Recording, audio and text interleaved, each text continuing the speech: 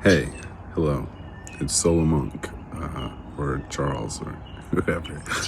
Uh, I thought of something. I was gonna talk about being sick and having to move back to Alabama, and how hard it's been to be creative lately. But I still continue to be creative, you know. So I guess that's what I was coming around to, is that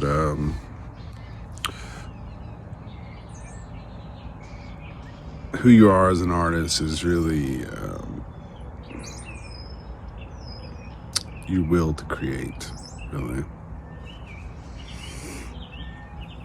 Whether it's to deconstruct or celebrate, or find out what the real problem is, what you're repressing, what you're hiding from yourself, what we hide from ourselves in general. Like,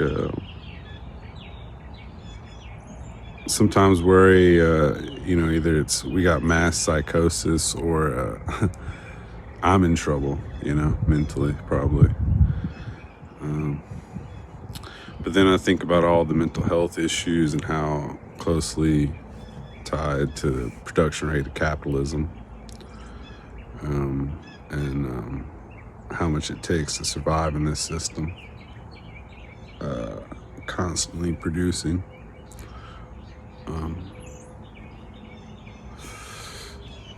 It might be that we have brains that are developed for a certain amount of stimuli, and we're just overworking them, and then behavior fighting genetics. And, although a lot of mental health problems that I've experienced are from previous generations too, so there's probably something genetic about it, but it's probably just poverty, you know.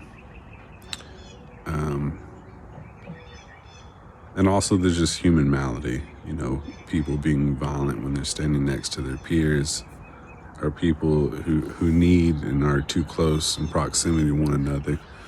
So they take their predatory route of getting what they need, and then they end up being imprisoned,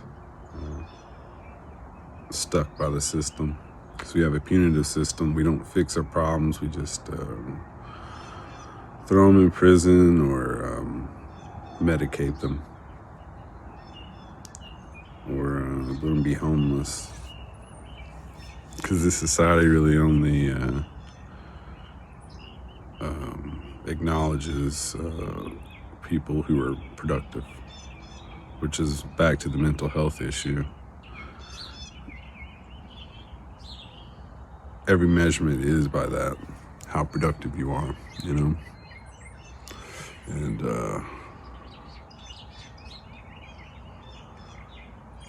motherfucker go through his whole life and not know who he is or what he cares about. People highly repressed, miserable, shoving their misery off on other people to deal with, and then they just add it to the narrative that these people are pieces of shit or whatever, They just keep on going because they're productive, they got money in the bank, and they own some property, and they headwalk people all the time, Our relationships transactional, and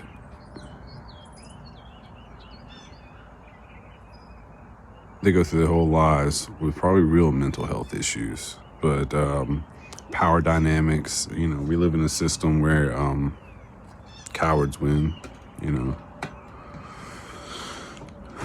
It's really a system of like who can hoodoo who.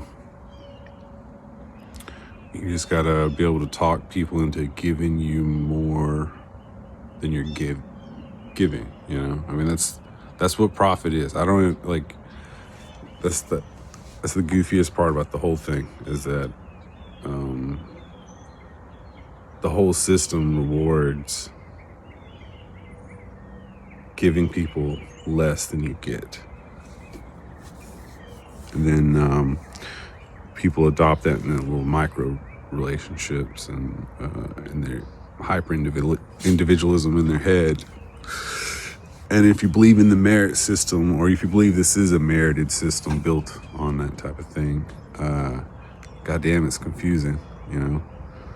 And it messes up relationships. So like as a child, you're supposed to get authenticity and attachment. But if your parents are working all the time, you ain't getting that. And there's no longer a community.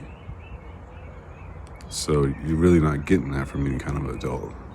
So we grow up like fucking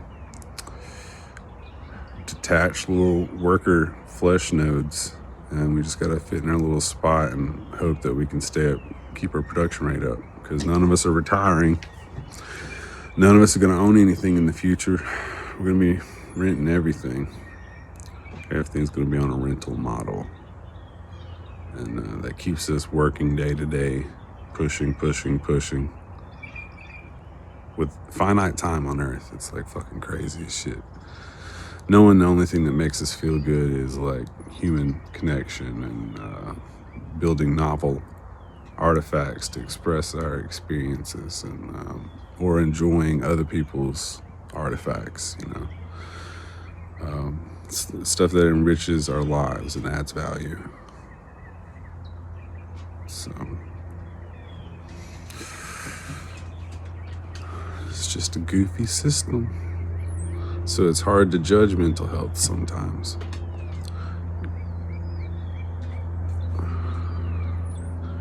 I try to keep an inventory of myself and my thoughts, because I am at a high production rate. Like my mom often says, "I don't know how you do it."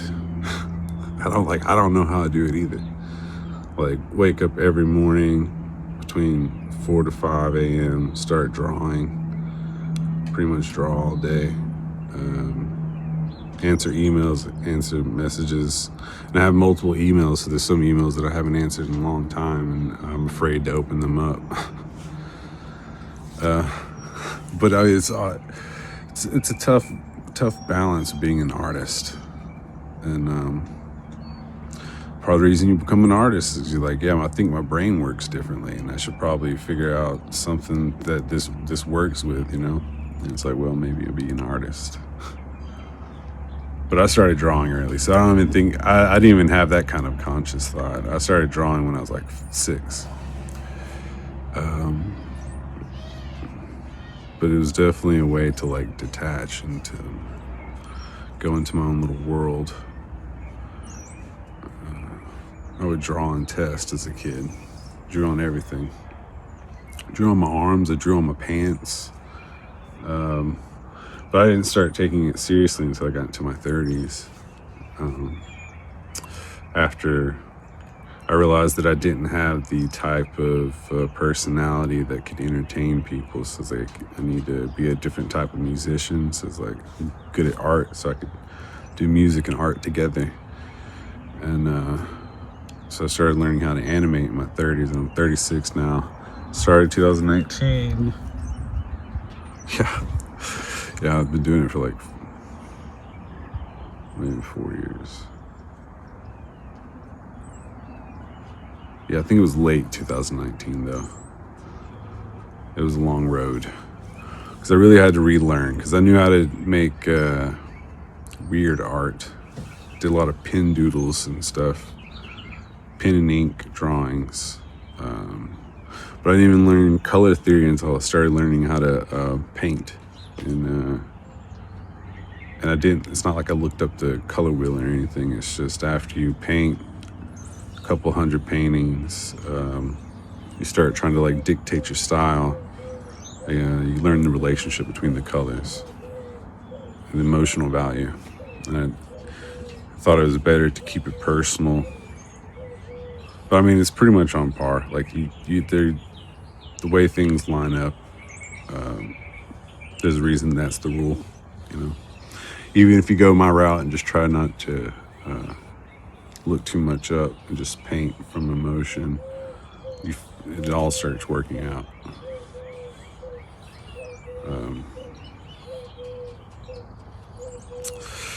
Yeah, there's so much that you have to learn. I feel like I almost had to like give up a lot of my personality that I had beforehand, which was great because I stopped drinking at that time because I was just depressed after my band stopped touring. But I had to let go a lot of myself to like sit at home every day and learn all this shit. But I knew that getting older was going to be goofy, and I had to come up with something, because you can't be cool forever. And I'm a big dude, so I wasn't cool to begin with. No matter how talented I got, I was always going to be kind of goofy looking on stage. And people, you know, I don't know, it's just the way people are. They want to look at someone being cool on stage, you know, and so it's whatever. Yeah, animating, I had to learn a lot for that. It's like I almost worked through all of my childhood trauma just by the pure labor of like knocking out 100,000 frames of animation by myself alone in a room.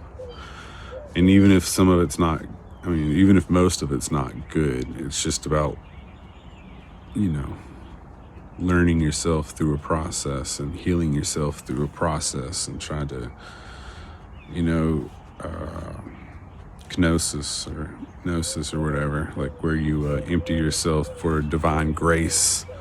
And not that I believe in divine grace, but I do believe in that you can like heal yourself through the art process, whatever process, as long as you do it like it's behavior, ritual, whatever.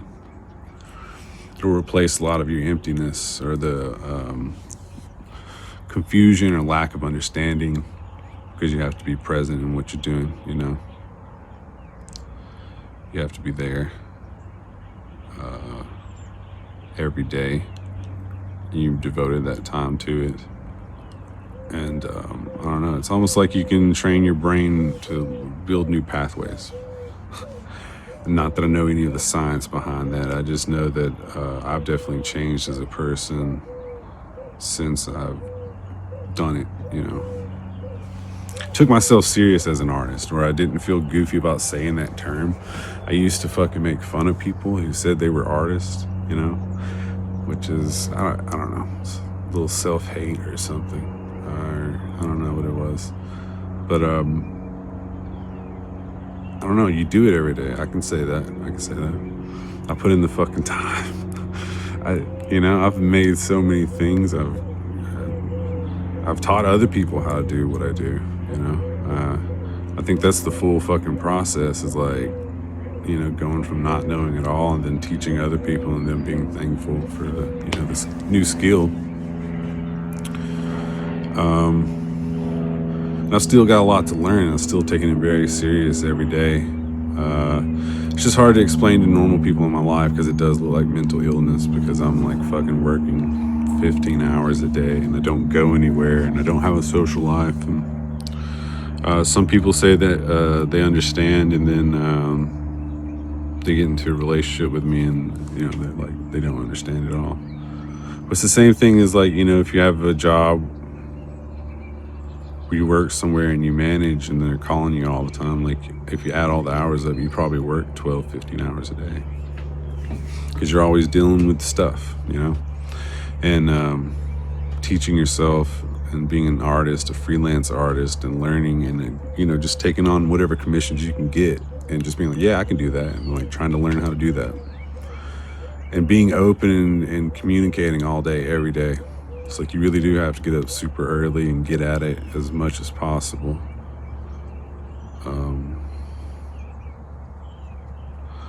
I don't know, man.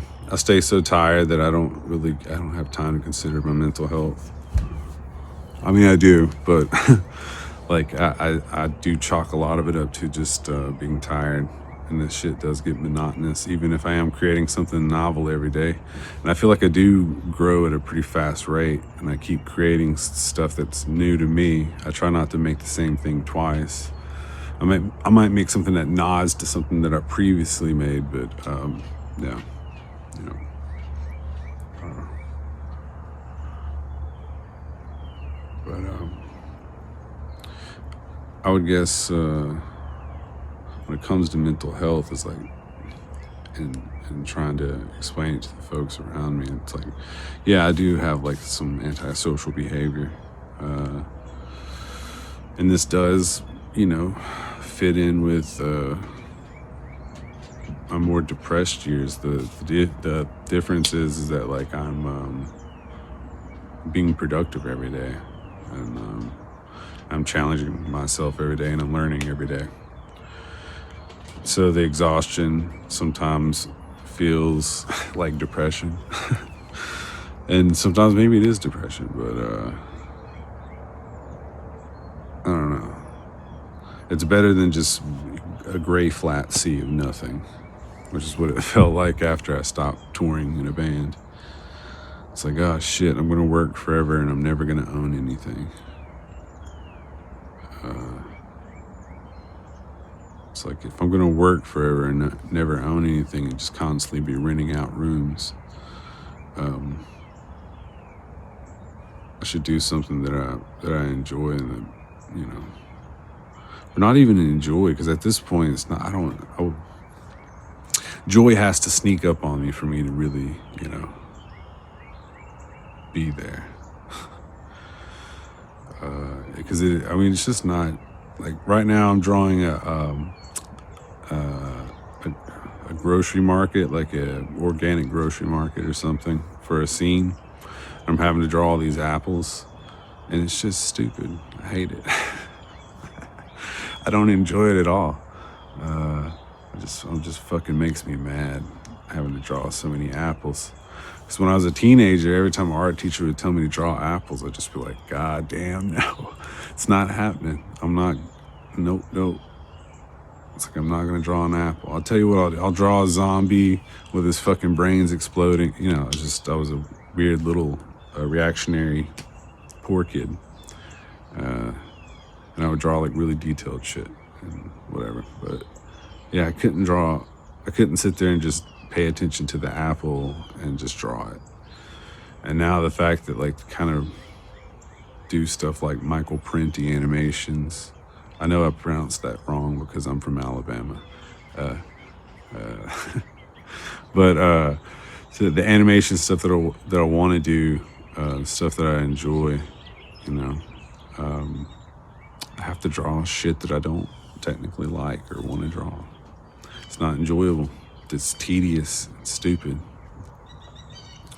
But there's no other way to show something, like, you know what I'm saying? Like, it's just, to be an artist, I have to include all of life and like at least what I'm trying to do, find a way to represent real life and abstractions, visual abstractions and symbols, and use symbols to, say something about the time we're living in, give context, leave artifacts, art, whatever,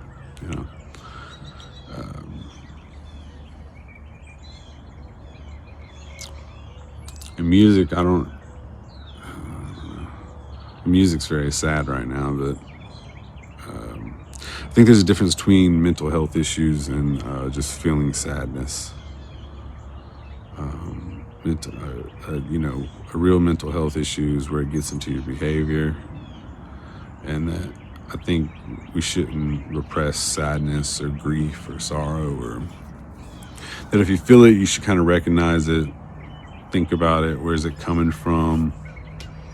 If you have to go through the logic of like, it's not going to be here forever, it's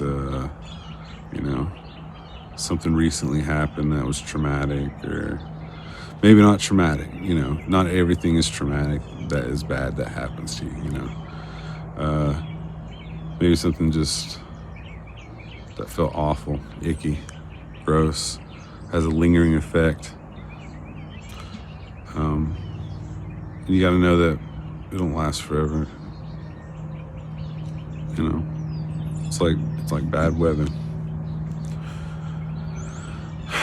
Those are my depressed mornings when I wake up and I know I have to draw like 800 frames.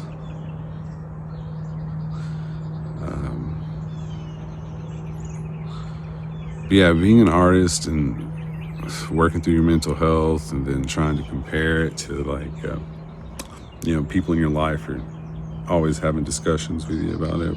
Like, are you okay? You look like you're ruminating. It's like, I guess I always am. I don't know. I can't. When I'm not working, I'm thinking about work. And when I'm working, I'm thinking about life. And I don't know.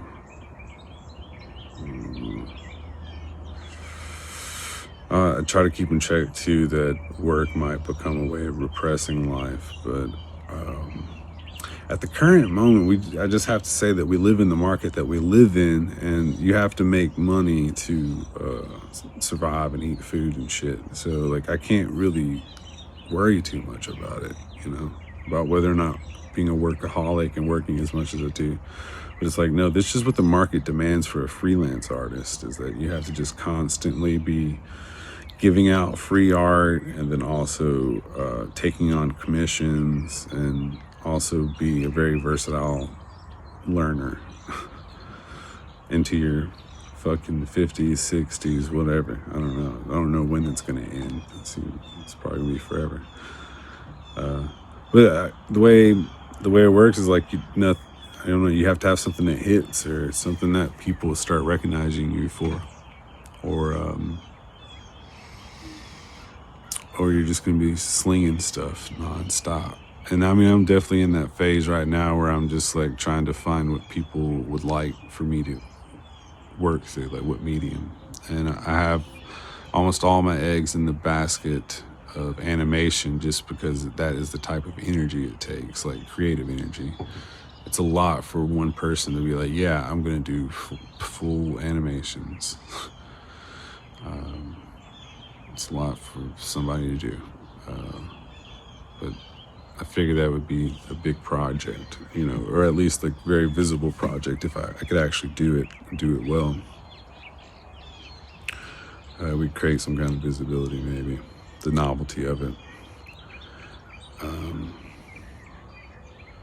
But yeah, you also gotta learn a lot of stuff. So I don't know. Just learning Blender was fucking stupid. And I've worked in Grammy award-winning studios, audio engineering. So like, I have a background in like working in DAW systems and Photoshop and random shit, just from being in a band that used to tour.